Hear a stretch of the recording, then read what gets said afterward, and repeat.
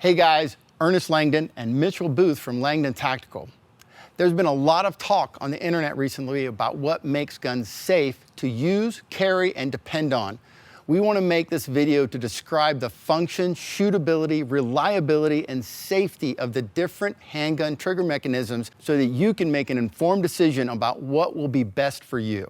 Now, before we start, it's important to note that guns are inherently dangerous tools. No matter how many safety devices are on your firearm, you always need to obey the universal firearm safety rules and the instructions of the manufacturer of your particular firearm. The most popular trigger mechanism that we work on here at Langdon Tactical is called double action, single action, or also known as traditional double action. The name DASA comes from the fact that the trigger operates the firing mechanism in two different ways depending on the condition of the gun. The starting condition of a DASA pistol is decocked with the hammer down and no longer under force from the hammer spring. Now in double action, there's two different things that are happening. I am pulling the trigger, which pulls the trigger bar forward and cocks the hammer to the rear, cocking the hammer spring and putting tension on the hammer. Now, right before the hammer falls, the trigger bar pushes up the firing pin block, disengaging the firing pin and allowing the firing pin to move. And when the hammer falls, it fires the gun. Once the gun fires, the operation of the gun cycles the slide and cocks the hammer to the rear for single action. It requires a very short movement of your trigger finger to reset the trigger in order for you to get to single action mode, the second mode that the pistol operates in. Single action mode requires very little movement of the trigger, but again, still, as I pull the trigger, I am pushing the firing pin block up out of the way and releasing the hammer from the cocked position. It's important to note that the mechanism that disconnects the trigger bar is also a safety mechanism. When the gun fires and cycles, the trigger bar is pushed down and out of the way and disengages it from the sear and does not re-engage until you reset the trigger. The gun that I'm using to demonstrate here is the Beretta 92, which is one of our most popular pistols. We also offer DASA guns like the Beretta PX4, the 80X, and the HK pistols like the USP and the P30. Now, although the workings of each of these guns aren't exactly identical, they all conceptually are similar. Now, let's compare DASA to the predominant trigger mechanism on the market, which is striker-fired. Fundamentally, all striker-fired trigger mechanisms function by having a spring-loaded firing pin called a striker that is directly connected to the trigger system. When the striker is released, it moves forward and strikes the primer. There are two really popular subtypes. We have partially tensioned and fully tensioned. Now, each of these mechanisms has its own pros and cons, but both are popular because they're inexpensive to manufacture, they can be put inside really small guns, and you get the same trigger pull on every shot. The partially tensioned striker mechanism is notably used on Glocks and the Springfield Hellcat. It's called partially tensioned because the spring isn't fully compressed when the striker inside the gun is cocked.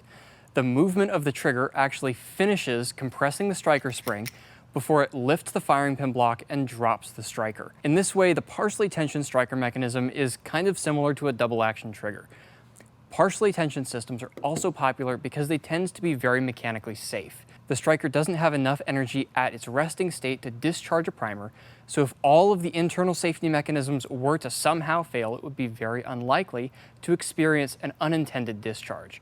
These types of systems also work with striker control devices that allow you to manually resist the movement of the striker in case a foreign object enters the trigger guard while you're reholstering. The downside of partially tensioned striker systems is that the triggers tend to be a little longer, heavier, and less crisp than some other trigger mechanisms that are on the market. We can mitigate that somewhat through our LTT trigger jobs, but the movement and the weight is really part of the trigger's safety mechanism.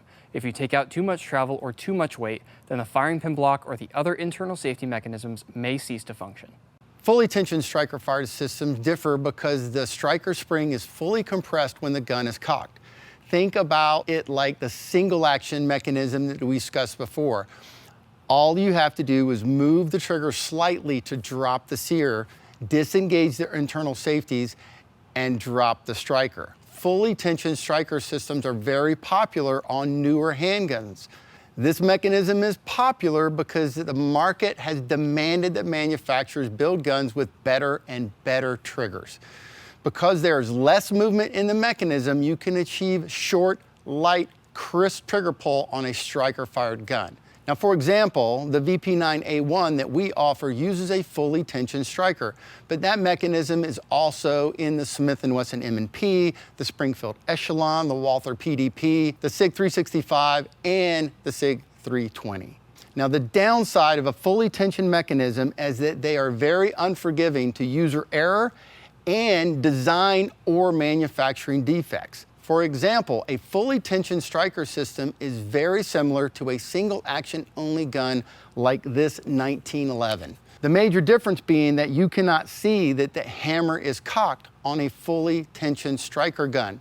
Now, many of these striker-fired guns do not have the external manual safety like this 1911 or the grip safety, but they do have a trigger safety that prevents the gun from discharging when it's dropped. For example, the trigger safety basically prevents the gun from firing from inertia, meaning the weight of the trigger pushing the mechanisms to the rear when it is dropped.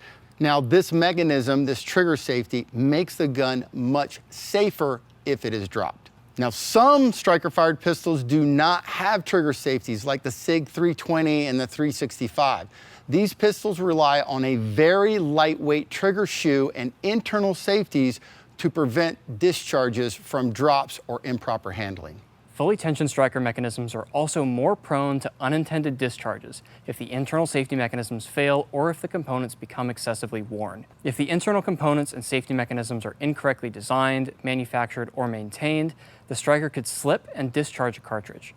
Also, because the striker is in the slide and the sear is in the frame, damage or wear between the slide and the frame can reduce the sear contact and make the sear more likely to slip. One of the reasons that we chose to work on the VP9 series of pistols, which is a fully tensioned striker mechanism, is because HK put an obsessive amount of design effort into making these guns as safe as possible. For example, their firing pin block safety is a balanced rotating block. HK designed this safety so that no matter what orientation the gun was dropped in, the firing pin block will stay engaged and continue to block the movement of the striker. Many of the other fully tensioned striker-fired pistols, like the HK CC9, use a more traditional plunger-style firing pin block that functions similar to the hammer guns we've previously discussed. Now, unfortunately, not all fully tensioned striker systems have the safeties that are designed or manufactured well. Engineering is a critical component to the design of these types of systems. Be sure to choose a fully tensioned striker-fired pistol that's designed and manufactured by a reputable company with a good history of performance. With all the pros and cons of each system in mind, we strongly prefer DASA systems on our own pistols because they do an excellent job of balancing shootability with that what we call human factor safeties and mechanical safeties. First, let's talk about shootability. There's this old trope about DASA guns being really hard to shoot because the DA pull is heavy and gritty and long. And there are guns that are that way, but they don't have to be that way. The DA trigger pulls on our guns require less than 7 pounds of force and are buttery smooth. Compare that, for example, to a factory Glock trigger, which advertises at a pull weight of 28 newtons, which is 6.3 pounds for every trigger pull.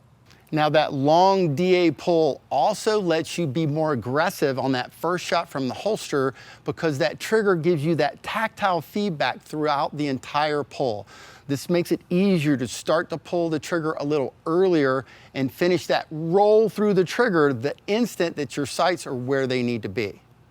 Now, contrastly, with a shorter, lighter striker-fired gun, it's much easier to fire that first shot earlier than you intend to when you're trying to be really aggressive on the draw. Now, after the DA pull on a DASA gun, the single action triggers on our guns are as good as the best 1911s out there. They are far superior to any striker fire mechanism that we've experienced. It's very easy to shoot well while building in layers of human factor safeties with a DASA gun. Human factor safeties are what we call features of a firearm that are intended to make it more forgiving of user error. Obviously, you should not depend on these safeties to keep you from doing something tragic. Instead, just think of them as a layer of protection on top of safe behavior. So mechanisms like double action, single action, or the HK law enforcement modification require more movement of the trigger on that first shot to give you time to realize that you're touching the trigger. Think about the DA trigger pull like the lane departure warning system on a car. It's not going to prevent you from leaving your lane, but it will give you one final reminder that you're doing something very serious that requires intention and focus. DASA pistols also allow you to use your thumb to resist the movement of the hammer in case the trigger catches on a foreign object while you're holstering. Now, holstering loaded guns is one of the most dangerous things that we do with pistols, and having an extra layer of safety in addition to a good holster and safe reholstering practices is something that we find very valuable. Now, these safety benefits might seem theoretical or unimportant, but we have seen them make a difference with people over and over again. I've seen people catch something on the trigger or be too aggressive on the first shot when they didn't mean to. I've also seen people trigger check both in real life and in force-on-force scenarios where they just want to feel comfortable, where they know it's there. When people are very stressed out, their fingers regularly drift into the trigger guard. It's also a fact that people make more mistakes when they're cold, hot, hungry, tired, stressed, or task loaded. A DASA gun gives you more forgiveness for those types of mistakes. You have tactile awareness of the position of the trigger because of the distance that that trigger has to move for that first DA shot. Knowing that you are putting that pressure on the trigger for longer is very important for you preventing mistakes. Remember, it's not about the weight of the trigger, it's about the distance your trigger finger moves. We hope that this discussion has been valuable to help you understand some of the different trigger mechanisms that are on the market. There are pros and cons to each system, and we hope that you understand the systems themselves and how the manufacturing, engineering, wear, and maintenance can affect the performance and safety that you can expect over the life cycle of the firearm. At Langdon Tactical, we do believe that DASA is one of the best systems on the market for most people, but it's up to you to evaluate each system against your abilities, needs, and desires. If you have more questions, feel free to leave a comment, check out our YouTube, or visit our Help Center. And in the meantime, guys, train hard, stay safe, and we'll see you next time.